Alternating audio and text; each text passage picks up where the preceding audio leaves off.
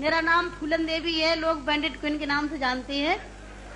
और हमें पता नहीं था कि इतना संघर्ष करने के बाद हम जिंदा रहेंगे और आज आप सबके बीच में भी पहुंचेंगे, इतना मान सम्मान भी हम पाएंगे, ये हमने कभी नहीं सोचा था। 4 साल हम जंगल में भटके। आपको पता होगा कि हमारे हिंदुस्तान में, नहीं कहना चाहिए ऐसे मौके पर, कहूंगी, बताऊंगी जो मेरे पे बीती है, कि हमारे सामंतशाही लोग, पैसे वाले लोग, और खासकर मैं जात का नाम लूंगी तो लोग कहेंगे दुबई में जाके जात पुकारी रहेगी।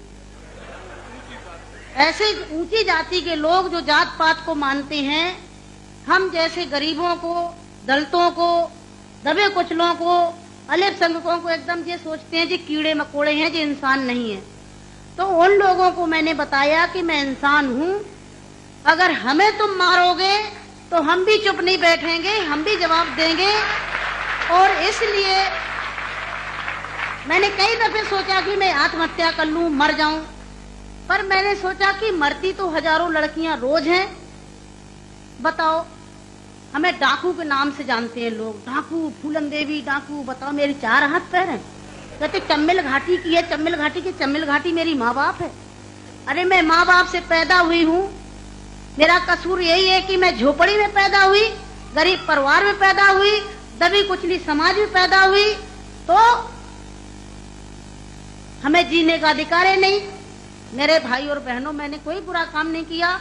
मैं तो वहां भी मंच में बोलती हूँ, अब्बू भाई के साथ में तो कई सभाएं हुई हैं, बहुत बड़ी बड़ी सभाएं हुई हैं, कि मैंने कोई बुरा नहीं किया है। आपने सुना होगा, सुना का आप तो वहीं के सब रहने वाले हैं, कुछ हमारे भाई हैं यहाँ के, है कि एक सीता के कारण इतने बड़े जो रावण का आज तक पुतला फूंकते हैं, उसका यही कसूर था कि खाली एक औरत को उठा ले गया तो आज तक पुतला फूंकते हैं। मैंने क्या बुरा किया? मेरे साथ भी ऐसे रावणों ने अत्याचार किया, मैंने उन रावणों को जवाब दिया। फूलन देवी वो डाकू है, डाकू है।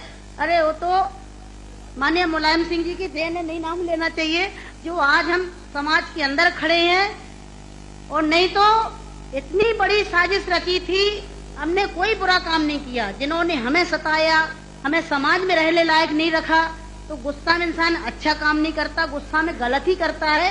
और जो कुछ भी हुआ, अच्छा और बुरा, सबक सिखाने के लिए कि हम जैसी बहन बेटियों के साथ अन्याय अत्याचार करोगे तो कोई भी महिला घर से बाहर निकल के और अपने अधिकारों की लड़ाई लड़ने के लिए मैदान में खड़ी हो जाएगी।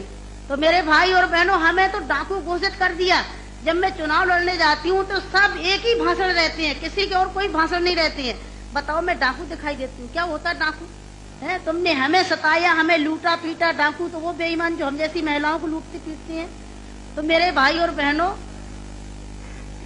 4 साल में जंगल में भटकी, 11 साल में जेल में रही, और जेल में भी हमें पागलों के साथ रखा गया था। अच्छी जगह नहीं रखा गया, जहीं पागल महिला थी, पागल महिलाओं में रखा गया था।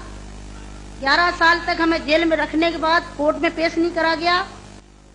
और जब जेल से छोड़े गए तो बहुत बड़ा हमारे हिंदुस्तान में तूफान आया कि इतनी बड़ी डाकू को छोड़ दिया गया, बहुत बड़ा अन्याय हुआ।